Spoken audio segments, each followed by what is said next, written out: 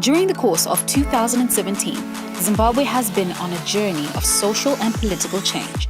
Magamba has various projects such as Be the Media, Magamba TV, and Motor Republic. During the first quarter, Magamba participated in numerous campaigns such as #DataMustFall, #Save Motor Republic, and many more. #DataMustFall. Quite a few estimates that say that Zimbabwe's got like 100% mobile phone density. And so it means, in many cases, there are actually more phones in Zimbabwe than people. And so mobile phones are a key way for Zimbabweans to talk to each other, to connect, and very importantly, to share alternative information. Mobile network operators increased the price of data by 500% overnight without necessarily consulting the public, and outpriced the price of data for the average Zimbabwean, and which meant that most Zimbabweans could no longer afford to access, basics like WhatsApp, Facebook, Twitter.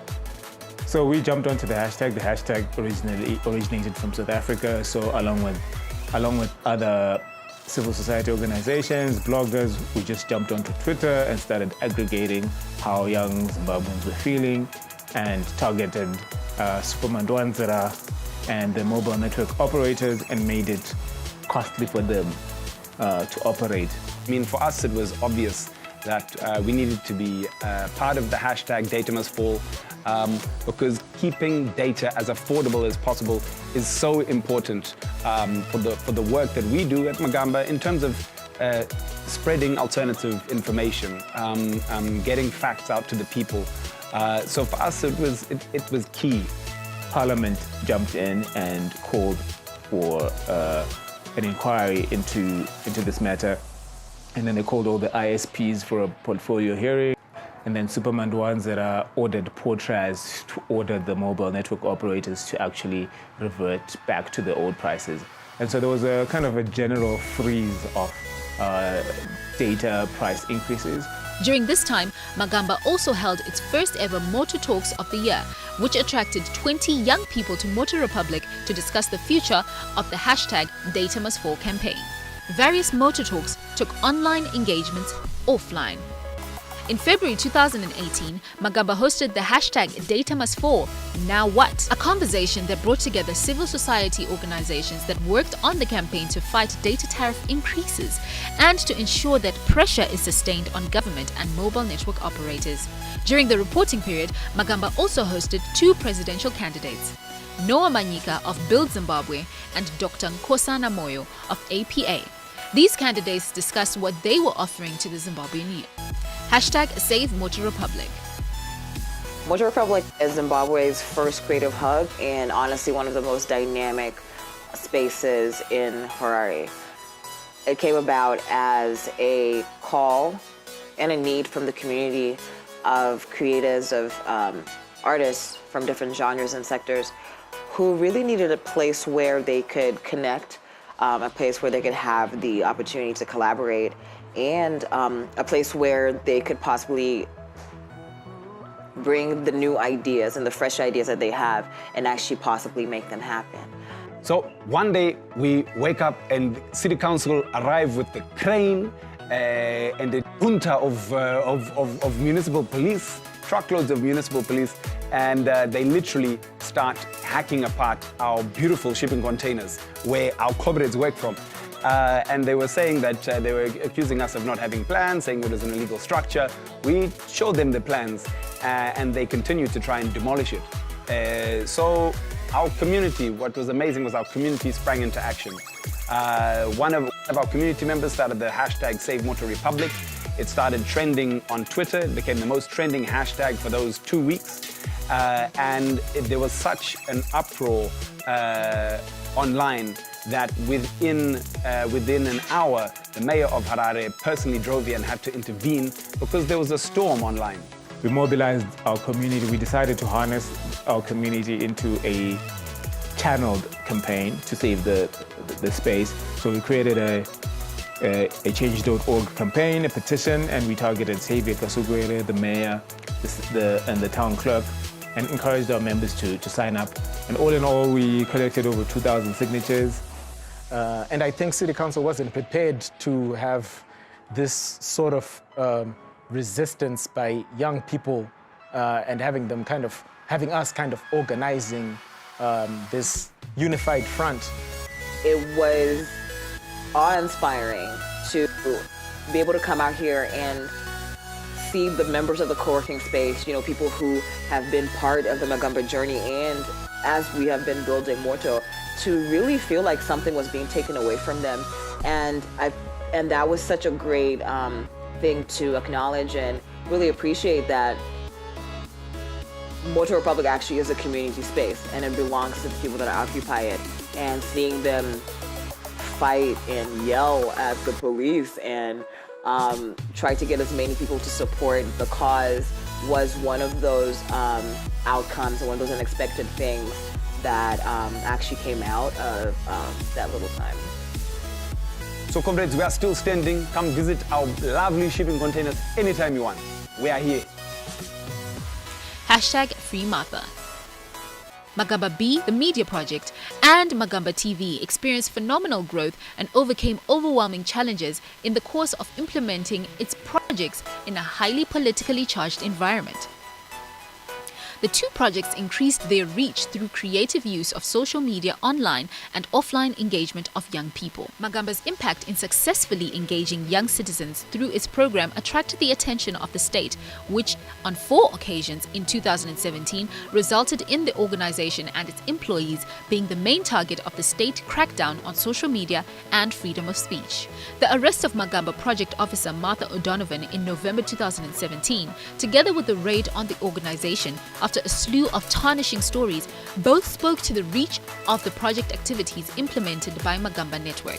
In November 2017, we had big plans for Magamba. We were planning our 10-year anniversary because we'd been formed in 2007. But it turned out that the state had even bigger plans for us. So a lot of our activity was very much around providing information to young people for them to be able to make better decisions. And so with that in our programming, we kind of expected there to be backlash. We woke up to find that Martha O'Donovan, our Magamba TV project officer, had been arrested. Initially, they were charging her with insulting the president, of being a Twitter character, Atmatidari, that she definitely wasn't. They then escalated these charges to attempting to overthrow the government. And these were completely trumped up charges. Yeah, just saying that out loud again just sounds so crazy to me. Soon after that, they raided our offices. This raid happened as tanks were rolling into town. They raided our offices. The CID officers are the ones who did that, and confiscated our laptops and equipment, saying that we were also guilty of subverting the government. Woke up the next day to see a general on TV saying this is now on another level and this is not a coup. And we're kind of thinking to ourselves, well, on the one hand, this is a crazy situation. On the other, you know, these charges of trying to subvert the government and overthrow a constitutionally elected government, you know, I think maybe the military they've beaten us to it, haven't they? And is there still a constitutional government if these soldiers have kicked them out? Will those charges still stick? So it was a crazy period. I think within a day or two, we were kind of like, yo, we need to have our open parley citizen journalists out on the streets covering everything that's happening. We jumped back into studio and shot our most popular episode ever of the week called "This Is Not a Coup." That was all focused on this coup that was happening. We were at the time also mobilizing with a lot of social movements and civics to gather in African Unity Square. And did this big impeachment party with thousands of people outside Parliament as the impeachment process was happening.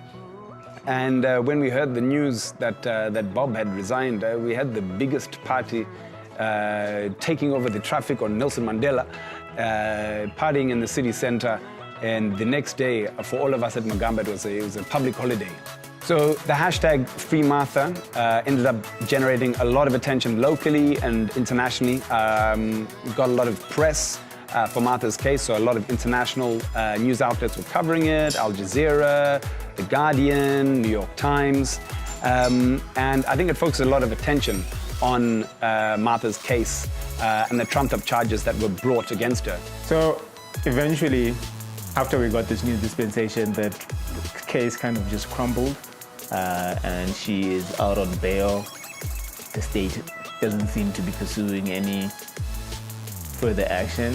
It was a very important period for Magamba because it gave us, after all was said and done, it gave us character in terms of knowing how strong we are as a team, how united we are as a team. Hashtag Dear Rita. So Dear Rita was a result of Rita Makarau, the previous Zimbabwe Electoral Commission chairperson, coming out during a press conference and uttering some very outlandish things. It was very wild, to say the least. Her statements were very bigoted, they were very patriarchal, they were sad. She said that if you were going to register to vote, you should have a proof of residence, and if you don't have a proof of residence, you should get an affidavit that says you live under a tree or under a bridge, or you don't have a place of, you don't have a house. So that didn't go down well with young people, who are the majority of people who wanted to register to vote. And then she also upset a lot of women when she said that if you don't have proof of residence, you should just ask your husband to write a letter for you. And that didn't go down well. And so we saw the animosity that was building up, and we started the Dear Rita hashtag, where we encouraged Zimbabweans to direct their frustrations to Rita Makarau. And within a matter of hours, it was trending on Twitter, and people were sending all sorts of messages from Rita Uribens to Zek, you're completely idiotic in your approach, to us questioning the motive of the move, and to asking them to retract and to revise their approach. So this resulted in a public outpouring, and then eventually Zek had to issue a statement which was published on all the news outlets, trying to clarify what they meant and to demystify the voter registration requirements. So eventually they relaxed the requirements. Eventually we found that ZEC would provide a commissioner of oaths at every voter registration center, and which made it easier for young people to register to vote. And they also activated their social media handle, thanks to Open Party, for starting that hashtag, and which made them more accessible now to ordinary Zimbabweans. And we have a historic youth voter turnout in this election. Like, there's 60% of the people who registered to vote are young Zimbabweans, and hopefully they'll be able to turn up and vote and have their voices heard in the upcoming elections. Through the creation of successful hashtags, campaigns, and production of relevant and credible content, Magamba has been able to expand on young people's access to information, as well as creating platforms for youth participation in national issues and hold leaders to account. From allowing of regional and international knowledge-sharing platforms of social movements through talks and workshops at the Hub and Conference at Shoko Festival, as well as the Peace in the Hood lineup, 2017 has seen successful online engagement with offline impact.